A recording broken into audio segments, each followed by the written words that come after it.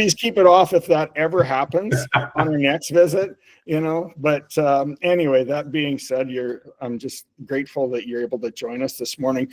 So the protocol of what I'm going to do, there are going to be some people that hop in and out for our May 15th coffee talk, but I have one slide that I'm going to start with, just as a quick and dirty of some things of note. And then I'm going to turn it over to Greg, and Greg is going to give us a briefing on his product, the GECO strategic weed management system, and how that can be employed on your farms. And then he's going to have some questions for you that we're going to record this. We're going to send it out to the group because he has some, just looking for some uptake and insights on what's what with how you would like to view this product on your farm and pricing and this and that.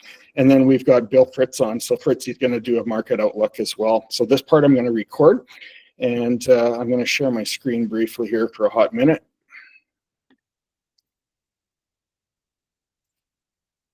Okay, so quick topics, and we're starting at about 8:35. So what I've got right now, I'll make that a little bigger. Seeding, we did a snap poll around the world here in our broadacre crops of Western Canada, flirting with around 50% done. We've got some early birds that are just on the wrap-up stage, and we've got our large farms that are in that midpoint somewheres, and then the odd area with a little bit extra rain that may put a bit of a pause on things. Earlier on, there was not a lot of growth, but now the soil temp's up, so it's rocking along. So there is some people that are going to do post-seeding and pre-emerge application of sulfentrazone. There's areas where they're tight on fertilizer for nitrogen specifically, so there will be some application, post-application of, or post-seeding application of some urea or some liquid 2800. And so we've got some products for that to help the plant to optimize the fertilizer being put on after and to mitigate the losses of volatilization. So there's that, and we could use the rain in general, other than that southeast corner of Saskatchewan and southwest corner of Manitoba. They've got adequate rain. There's 40 mils projected right now, and that's going to be unhelpful for those guys because they started with good rain, but they'll be on pause. So that's that. I put out on my note this morning on my text that canola's been on a bit of a tear, and Bill's going to cover that off.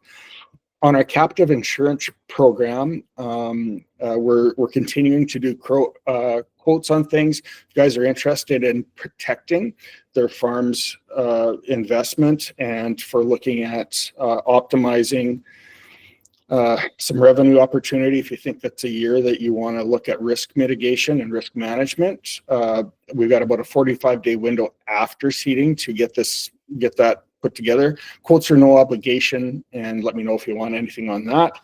On our clear cost part of things, there is going to be some summer fill opportunities, so download that app. And for the GECO meeting with Greg, just as a quick tip, make note of the weed problems you have right now as you're going through the seeding. We're going to have an ethylfluralin and triolate summer program coming up that for fall time. So just keep in mind when you're running over where your problem spots are, and then we'll look at some other things there. And last thing is Diquat. We've got some sub $7, around $7 available for folks. We're hearing that the price generally is $7.50 and north of that. So I've got that on the floor and ready to go.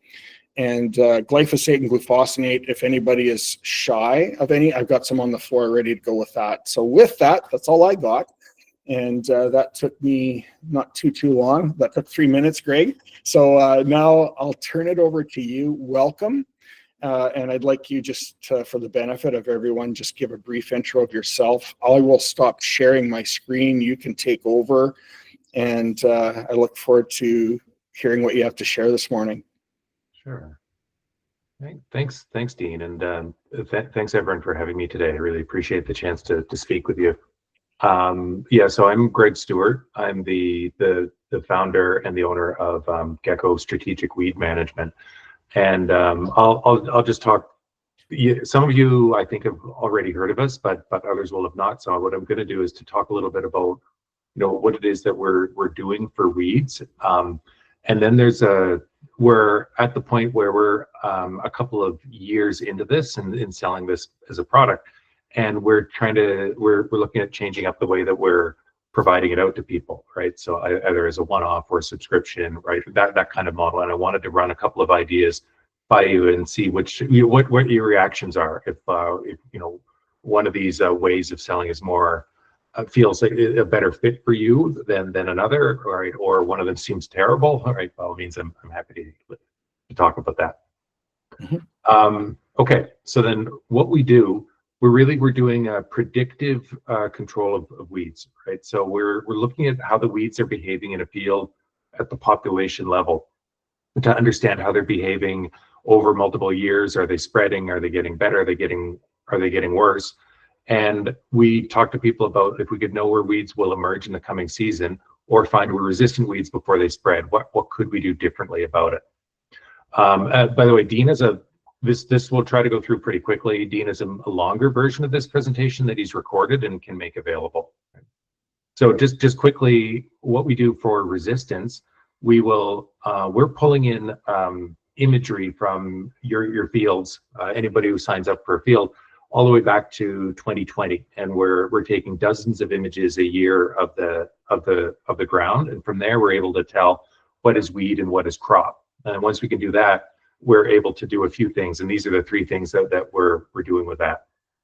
So the first thing we do is we look back typically over 2 years, so throughout the 24 and 23 growing seasons, and look to see if there's any signs of herbicide resistance. And this is a full section field out in Saskatchewan, and what we run off that is the analysis of knowing when your sprays have happened, where the escapes have been, or not just escapes, but if there's a patch in that field which is not responding very well to the herbicide, and especially if it's been there more than once, right, especially for the same herbicide, we try to flag that and get that out to people. And you get a map that looks like this, where the different areas that are weedy and not responding to herbicide are called out.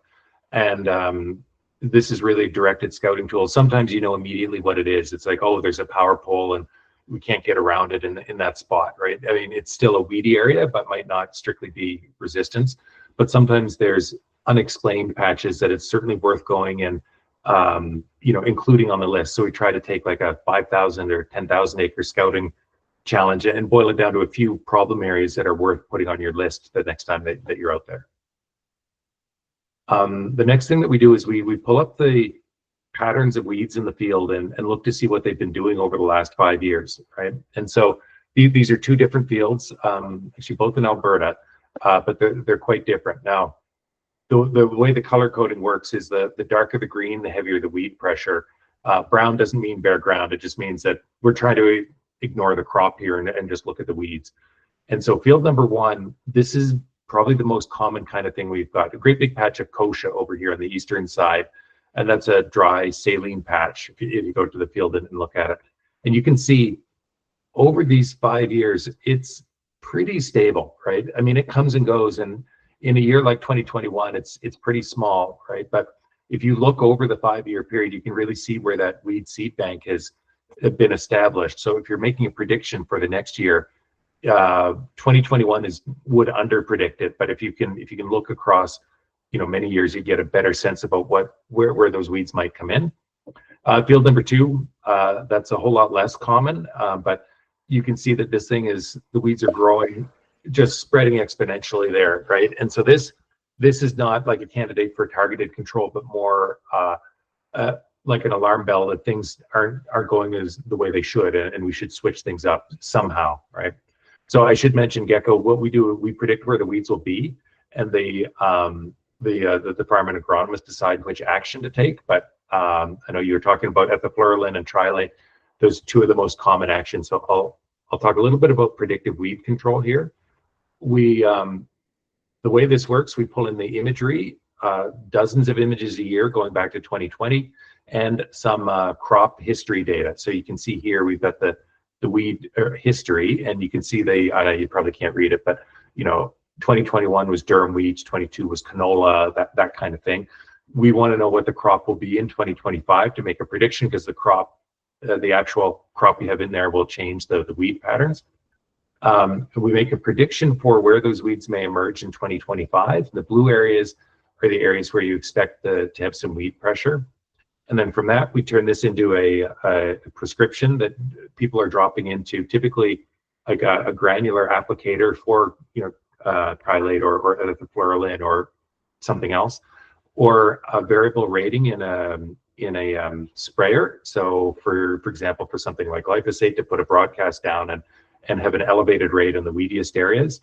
And then more and more people are using us with variable rate seeding. So what they would do, say, in this case, is bump up the crop seeding rate by 20% in these blue areas where you expect the weeds to create some crop competition, right? So there's a variety of ways that that people are using that. I would say probably over half the people are doing applying a granular herbicide in an on-off way, right? Meaning that they can usually save over 50% of the field by just going out and hitting those hot spots. We do provide 3 different options for how aggressive you want to be, if you want to hit most of the weeds, or if you just want to hit the hot spots. It really totally depends on the farm or even the field, which one of these options they choose, right? And if it's variable rate seeding, you might go with one of these rather than another one you might use for your for the herbicide.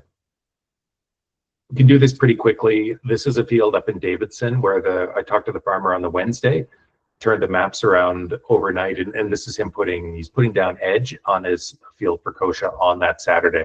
So it can go on pretty quickly here. This is where we are in Western Canada. This is mostly up to date. There's a few new pins. Where we are in the world is here. We just started to get some interest over in Australia, so we're having to learn what that's like. That they don't have snow all winter is the first thing that you find out, and that you can look at weeds at almost any time of year. We're back in Canada. We've got a partnership with Gowan, so that the Gowan reps have a coupon for some discount on the first field that you do with GECO, right? And now I want to be mindful of your time, and I'm happy to go into more detail on any of this, but there's a question for you that we'd like to get your input on, right? So the way we've been selling the product today is over here on the left, right? Option A, where we really provide that weed history, the resistance detection, and the predictive prescription as a one-off. People will come to us with a field, and then we provide that. It costs $5 per acre, and they get this one-time analysis. Then the next year they may come back and do it again, or go on to a different field. But what we're really kind of interested in is options B and C, and want to run these by you. Where what's interesting is when we can start, and some of the farms that we work with are doing many fields, right? So they're just keeping an eye on their weeds, and then they're pulling the prescriptions for when they need them. So the way subscription would work, we would do it's basically $250 an acre a year, so half as much as the one-off.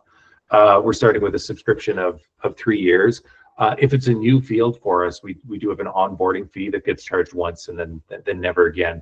There's a bit of work that we have to do to get everything set up and behaving right. And then within this subscription, we're providing that weed history, the resistance detection, and the predictive prescriptions on a continual basis. What that means is that anytime within those 3 years you go into the system, you want to take a look at what's going on with the weed history. It's up to date, and as is the predictive prescription, right? So it would be using all of the imagery that you had up till that point, right? So whether people are using the prescriptions in the spring for herbicides as well as variable rate seeding, and then again in the fall for doing fall applications of some of those things. So it would just be continually up to date for whenever you needed it. The other option is a pretty similar, right, with an onboarding fee, but we're charging $2 an acre for 3 years for the weed history and the resistance detection, and just an additional one for the predictive prescription. And this is the idea that people want to monitor more, a big number of their fields, and maybe just get the predictive prescription for a quarter of them or a third of them, like on a yearly basis, depending on what herbicide they want to put down and what your crop rotation is doing, right? So let me pause there. I said a lot of stuff, but I'm really interested in kind of your opinions, and if there's a preference between one of these options, I'd love to talk about it. I'm happy to chat right here. You can talk to me offline, or feel free to reach out to Dean. He's kindly offered to, since iFarm is a distributor of GECO. He's offered to chat with you guys after as well. That's excellent, Greg. Well, thank you very much for that. And so, so Greg's looking for your help, and there's no right or wrong answer or question. He and his partner have spent an awful lot of time designing something that's useful, as you noted on his slide deck. Gallons in on it and whatnot. And I am a farmer's first thing, so I don't care if you buy gallon stuff to solve your problem. It's about what's best agronomically. I'll have some generic stuff. We're going to have a program on our stuff as well. It's high quality, but whatever. But the key will be is if there's value in this, particularly, those that are renting new land and all the rest of it, and those that are aware of what their problems are with the amount of resistance building and all the rest of it. So does anybody, if you're comfortable, anybody want to come off mute and just give us your take? I'll just pause for 10 uncomfortable seconds and see what happens with that.